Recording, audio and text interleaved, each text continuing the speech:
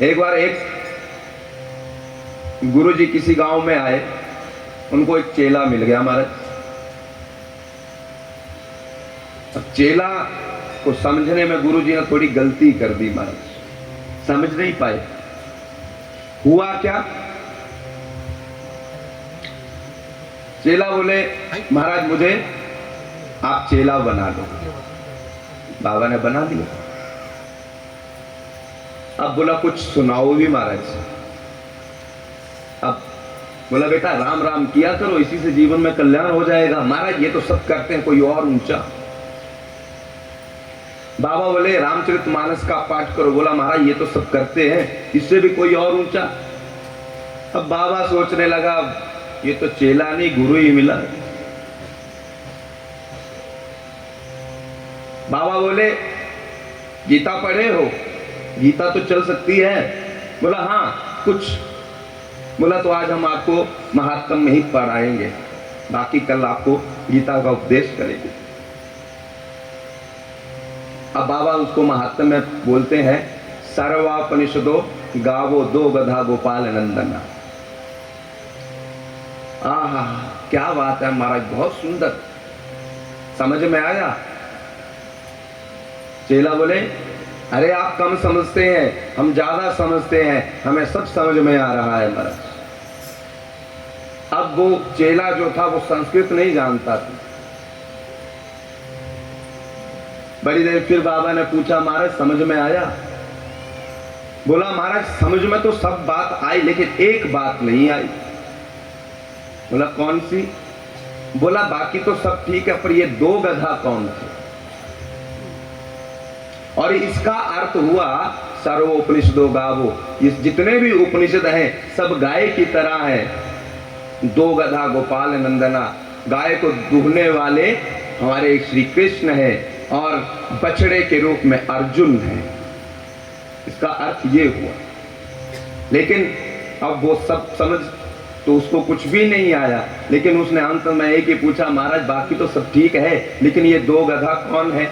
बोला ये दो गधा माथा फोड़ा गुरु ने। बोला एक ने कही और दूसरे ने सुनी, एक तुम और दूसरे हम। कहने का तात्पर्य आज का समय ऐसा ही चला है। सब कुछ आता है महाराज, आप क्या सिखाओगे? लेकिन ज्ञान तो कहीं भी मिल सकता है। आज की कथा में आप पढ़ेंगे दत्तात्रेय जी ने 24 गुरु बनाए थे। 1 2 3 नहीं, पूरे 24। जहां भी उनको ज्ञान मिलता उसी को गुरु बना लेते महाराज। तो कहने का तात्पर्य कथा को नापने का अनुपात यही है कि आप आज भक्ति के ऊपर कितने सिद्धांत की चर्चा हुई, कौन सा ऐसा श्लोक भगवत का हमारे मन में प्रवेश कर गया। यही सबसे बड़ा नापने का स्केल है, मन। मन से आप जांचिए, आज कथा सुनी, कौन से विषय के ऊपर डिस्कशन हुआ, कौन से विषय के ऊपर चर्चा हुई। संसारिक बातें तो चलती रहेंगी महाराज, घड़ी नहीं रुकती है कभी, उसका सल जब खत्म होता है तभी रुकती है। वैसे ही हमारा समय चल रहा है, जब उसका सल खत्म हो जाएगा हम भी रुक जाएंगे। ये समय नहीं रुकता है, इसीलिए परमात्मा ने स्वयं कहा है मैं समय, मैं काल। ये जीवन 4 दिन का है, ये रुकने वाला नहीं है महाराज। आज हम हैं, कल का क्या भरोसा महाराज। तो हमारे पीछे जो है वो आएंगे। ये प्रकृति संसरती थी संसारा, ये बदलता रहता है। जो आज है वो कल नहीं होगा।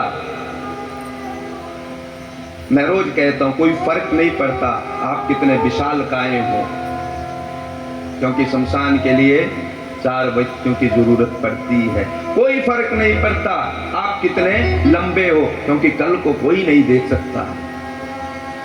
कोई फर्क नहीं पड़ता आप कितने सुंदर हैं, क्योंकि सुंदरता को देखने के लिए बहुत चीजें हैं। कोई फर्क नहीं पड़ता आप कितने गोरे हैं, क्योंकि अंधेरे में तो रोशनी की आवश्यकता पड़ेगी ही पड़ेगी मर्द। इसलिए ये जीवन 4 दिन का है।